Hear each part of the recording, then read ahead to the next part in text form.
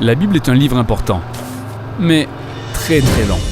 Oui, c'est un recueil de différents livres écrits sur une très longue période qui racontent pourtant une seule et même histoire.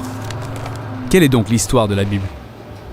Eh bien, l'histoire commence par nous connecter à la pensée d'un être hors pair, le créateur de tout ce qui existe, c'est-à-dire Dieu. Par son pouvoir, il transforme le chaos et les ténèbres du monde encore informe pour en ressortir ordre et beauté, notamment un jardin où toute vie peut s'épanouir. Et pour couronner le tout, Dieu établit ses créatures connues sous le nom d'humanité. Ou Adam en hébreu. Et il les crée à son image. Ce qui signifie qu'ils sont chargés de régner sur ce beau monde en son nom, d'en exploiter tout le potentiel en contribuant à créer davantage de beauté et d'ordre. En d'autres termes, les êtres humains sont censés mettre leur pouvoir au service d'œuvres significatives et épanouissantes à tous égards. Mais la question est de savoir comment ils vont s'y prendre. Oui, et c'est pour ça que l'humanité se retrouve face à un choix représenté par un arbre fruitier. Les humains doivent donc choisir de s'associer à Dieu, ce qui implique d'expérimenter la véritable liberté en s'appuyant sur sa perception du bien et du mal, ou alors décider de s'emparer du pouvoir en définissant le bien et le mal par eux-mêmes, ce qui, selon Dieu, leur coûtera la vie. Et c'est là qu'une mystérieuse créature maléfique s'adresse à eux en disant « Prenez le fruit car il vous assurera pouvoir et liberté, avec toute la latitude de régner sur le monde comme bon vous semble. » Ils se sont donc emparés de cette connaissance qui a eu pour conséquence de les rendre méfiants l'un vis-à-vis de l'autre et les a conduits à adopter une attitude défensive, ce qui a engendré progressivement une rupture des relations avec de violentes luttes de pouvoir et pour finir, toute une civilisation, Babylone, qui a complètement inversé la définition du bien et du mal. Dieu disperse donc ce groupe d'humains et met fin à leur projet contre nature. Et c'est ici que l'histoire de la Bible prend une tournure déterminante. On se retrouve en immersion dans la vie d'un homme et d'une femme qui émergent de Babylone, Abraham et Sarah.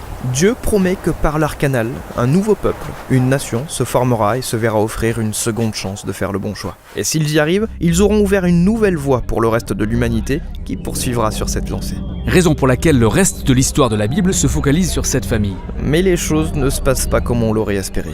Malgré l'aide constante de Dieu, la famille d'Abraham cède elle aussi à la tentation de redéfinir le bien et le mal par elle-même en mettant Dieu à l'écart. Même les meilleurs d'entre eux, des dirigeants qui marchaient dans les voies de Dieu et étaient pleins de sagesse divine, ils ont eux aussi fini par tomber dans le panneau. Israël a donc été prévenu par ses propres prophètes que ce type de choix les mènerait à Babylone, mais cette fois-ci en tant que peuple captif, en exil. Et c'est exactement ce qui s'est passé. Si malgré la direction divine, Israël essuie une succession d'échecs, qui peut donc y arriver ? En fait, le prophète avait prédit que l'histoire ne s'arrêterait pas là. Car Dieu suscitera au sein d'Israël un nouveau leader qui portera leurs fautes, afin de régénérer le cœur et l'esprit du peuple pour les amener à faire le bon choix.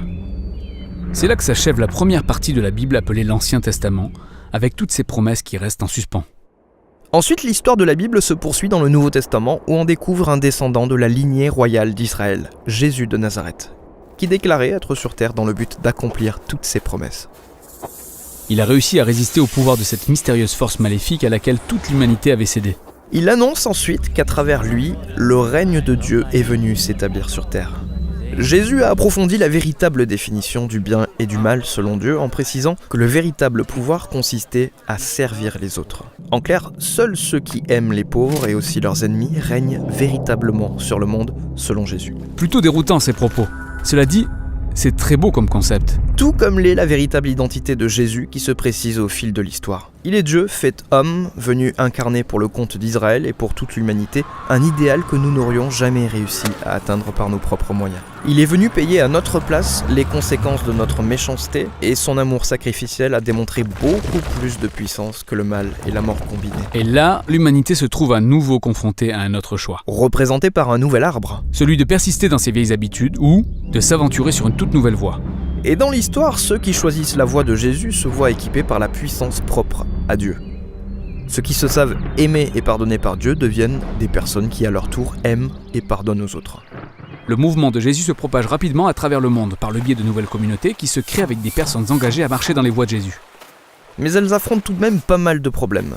Leurs difficultés extérieures venaient du fait qu'elles étaient persécutées par les autorités et leurs problèmes internes étaient dus à une forme de confusion, voire de compromis qu'elles pouvaient expérimenter. Effectivement, parce que suivre Jésus est, loin d'être facile. Les apôtres, en tant que leaders du mouvement, écrivaient donc des lettres pour rassurer et inciter ces communautés à demeurer fidèles à Jésus dans cette voie éprouvante qu'il a initiée. Il les amenait aussi à maintenir leur espérance sur le retour de Jésus, étant donné qu'il viendrait tout remettre en ordre. La Bible s'achève donc en nous renvoyant vers un jour à venir où toutes les injustices seront réparées, où le mal sera éradiqué, les cieux et la terre fusionneront et l'humanité régnera dans un monde en parfaite harmonie avec l'amour et la puissance de Dieu. Et voilà pour l'histoire de la Bible, qui est en réalité une compilation de tous ces livres. Mais le plus intéressant est que chaque livre apporte une touche différente parmi les genres littéraires, ce qui donne un caractère unique à l'histoire dans son ensemble, et c'est ce que nous allons développer dans la prochaine vidéo.